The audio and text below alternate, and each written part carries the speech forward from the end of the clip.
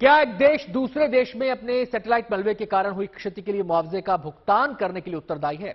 Social media पर एक ऐसा ही दावा हो रहा है। वायरल दावे का सच और झूठ क्या है, इस रिपोर्ट में देखिए। इन दिनों सोशल मीडिया पर एक पोस्ट वायरल हो रहा है जिसमें कहा यह जा रहा है कि अगर कोई सैटेलाइट आपके घर पर गिरता है तो अंतरिक्ष कानून के मुताबिक आपको उस देश की सरकार द्वारा 74 करोड़ का मुआवजा दिया जाएगा। एक सोशल मीडिया यूजर ने इस पोस्ट को अपने इंस्टाग्राम पेज पर शेयर किया।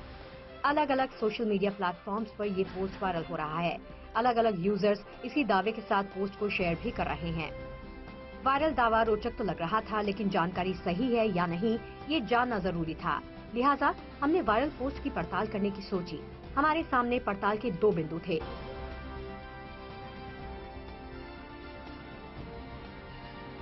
पहला, कितनी बार और किन संभावनाओं में सैटेलाइट का मलबा धरती पर गिरता है, और दूसरा ये कि अगर उससे कोई नुकसान होता है तो इसकी भरपाई करने की जिम्मेदारी किसकी होती है।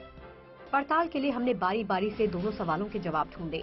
एक अमेरिकी गैर लाभकारी संस्था एरोस्पेस कॉर्पोरेशन के विशेषज्ञों के मुताबिक ऑर्बिट यानी कक्षा से गिरने वाली किसी बड़ी वस्तु का 40% हिस्सा ही जमीन तक पहुंच पाता है, बाकी वातावरण में ही जल जाता है। एक साइंस पत्रिका में इसी साल 1 जुलाई को प्रकाशित एक लेख में बताया गया कि इस बात की संभावना महज 10% है कि 10 साल में अंतरिक्ष से सैटेलाइट का मलबा गिरेगा और लोग मारे जाएंगे। कहने का मतलब ये है कि एक दुर्लभ घटना है जिसके घटने की संभावना बहुत ही कम रहती है। अब हमें ये पता करना था कि अगर ऐसी घटना हो भी जाए तो इसकी भरपाई कौन करेगा।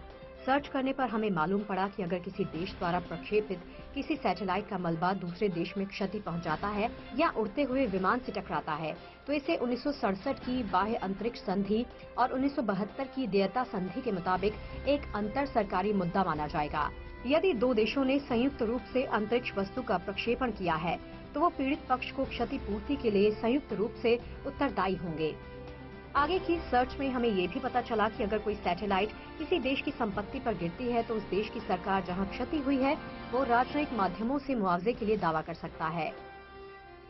वहीं पॉन्चडॉन यूनिवर्सिटी ऑफ इकोनॉमिक्स जनरल में एक पेपर में बताया गया कि मुआवजे की कोई तय राशि नहीं है। मुआवजे की राशि का मूल्यांकन अंतर्राष्ट्रीय कानून और न्याय और इक्विटी के सिद्धांतों के मुताबिक होता है। मतलब ये है कि एक देश दूसरे देश में अपने सैटेलाइट मलबे के कारण हुई क्षति के लिए मुआवजे का भुगतान करने के लिए उत्तरदायी है, लेकिन इसकी राशि तय नहीं है। अंतर्राष्ट्रीय अंतरिक्ष कानूनों में कहीं भी रुपए का उल्लेख नहीं है। पथिकृत सन्याल और ज्योति द्विवेदी के साथ team fact check, good news today.